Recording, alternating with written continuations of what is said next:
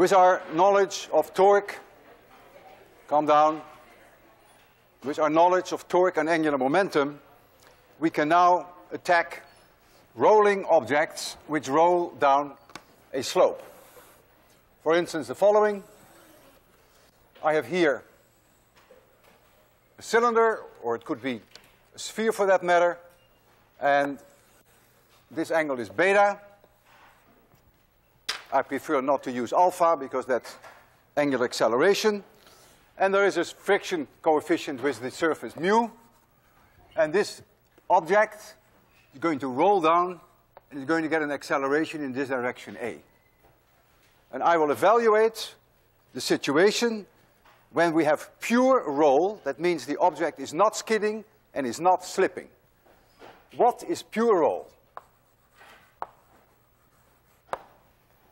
If here is an object, cylinder or sphere, with radius r, and I'm going to rotate it like this, and roll it in this direction. The center is called point Q. Once it has made a complete rotation, if then the point Q has moved over a distance 2 pi r, then we call that pure roll. When we have pure roll, the velocity of this point Q and the velocity of the circumference, if you can read that, I'll just put a C there, are the same.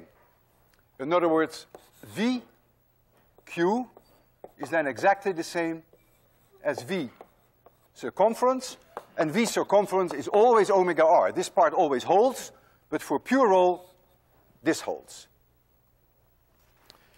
You can easily imagine that if there is no friction here, that the object could be standing still, rotating like crazy, but Q would not go anywhere. So then we have skidding and we have slipping, and then we don't have the pure roll situation. If the object is skidding or slipping, then the friction must always be a maximum here. If the object is in pure roll, the friction could be substantially less than the maximum friction possible.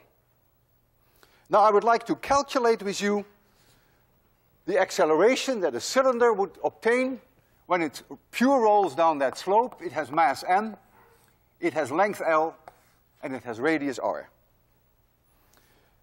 And I would like you to use your intuition, and don't be afraid if it's wrong. I'm going to roll down this incline 2 cylinders. They're both solid, they have the same mass, they have the same length, but they're very different in radii. And I'm going to have a race between these two. Which one will reach the bottom first? So I repeat the problem. 2 cylinders, both solid, same length, same mass, but one has a larger radius than the other. There's going to be a race. We're going to roll them down, pure roll. Which one will win? Will win. Who thinks that the one with the largest radius will win? Who thinks the large with the smallest radius will win? Who thinks there will be no winner, no loser? Wow, your intuition is better than mine was. We'll see how it goes. Keep in mind what your vote was, and you will see it come out very shortly. Okay, let's put all the forces on this object that we know. This one is mg. And we're going to decompose that into one along the slope, which is mg sine beta, and one perpendicular to the slope. We have done that a zillion times now. And this one equals mg cosine beta. Then there is right here a normal force, and the magnitude of that normal force is mg cosine beta. So there is no acceleration in this direction. And then we have a frictional force here, for which I will write F of F. There is an angular velocity at any moment in time, omega, which will change with time, no doubt. And then this center point Q, which is the center of mass, is going to get a velocity v, and that v will also change with time. And the v of the point Q, which changes with time, is v of the circumference, because that is the condition of pure roll. That equals omega r. This is always true, but this is only true when it is pure roll. I take the time derivative. The derivative of the velocity of that point q is per definition its acceleration. So I get A equals omega dot times r, and that equals alpha r, alpha being the angular acceleration. So this is the condition for pure roll. Now I'm going to take the torque about point Q. When I take the torque about point Q, N has no effect because it goes through Q, mg has no effect because it goes through Q, so there's only one force that adds to the torque. If this radius is r, the magnitude is rf, and the direction is in the blackboard. But I'm only interested in the magnitude for now, so I get r times the frictional force. This must be I alpha, I being the moment of inertia for rotation about this axis through point Q, times alpha. But I can replace alpha by A divided by r. So I get the moment of inertia about Q times A divided by r. And this is my first equation. And I have as an unknown the frictional force, and I have as an unknown A, and so I cannot solve for both. I need another equation. The next equation that I have is an obvious one, that is Newton's second law, F equals ma. For the center of mass, I can consider all the mass right here at Q. We must have F equals ma. And so m times the acceleration of that point Q, which is our goal, by the way, equals this component equals mg sine beta. That is the component downhill, and minus ff, the frictional force, which is the component uphill, and this is my equation number 2. Now I have two equations with two unknowns. So I can solve now, I can eliminate ff, and I will substitute for ff in here this quantity divided by r.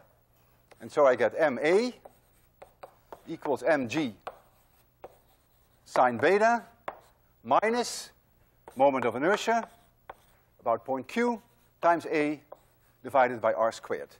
And now notice that I've eliminated f of f, and so now I can solve for A. So I'm going to get, I bring the a's to one side, so I get A times m plus moment of inertia divided by r squared equals mg sine beta. And A now we have, I'll multiply both sides with r squared. I get m r squared g sine beta upstairs, and downstairs I get mr squared plus the moment of inertia about that point Q. And this is my result, and all I have to put in now is the moment of inertia of rotation about that axis. I want to remind you, though, that it is only true if we have a situation of pure roll. So we can now substitute in there the values that we have for a solid cylinder. If we have a solid cylinder, then the moment of inertia about this axis to the center of mass, which I've called Q, equals 1/2 mr squared. And if I substitute that in here, notice that all my mr squares go away. I get 1 plus 1/2, which is 1.5 upside down becomes 2/3.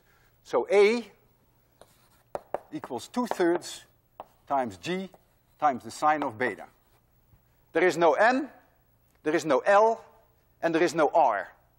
So if I have two cylinders, solid cylinders, with totally different mass, totally different radii, totally different length, and they have a race, neither one wins. It's very non-intuitive. Every time that I see it, I find it kind of amazing. Notice that everything disappears. M, R, and L disappear. So those of you who said that if I take two cylinders with the same mass, different radii, those of you who said that there is no winner, there is no loser, they were correct. But even more amazing is that even the mass you can change. You can change anything as long as the two cylinders are solid. That's what matters. So if we take a hollow cylinder,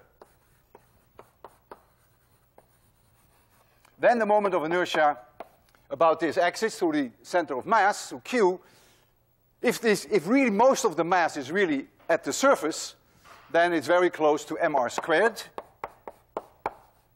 And then the acceleration, if I substitute in here mr squared, I get a 2 there, equals 1/2 times g times sine beta.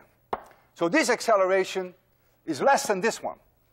So the hollow cylinder will lose in any race against a solid cylinder, regardless of mass, regardless of radius, regardless of length.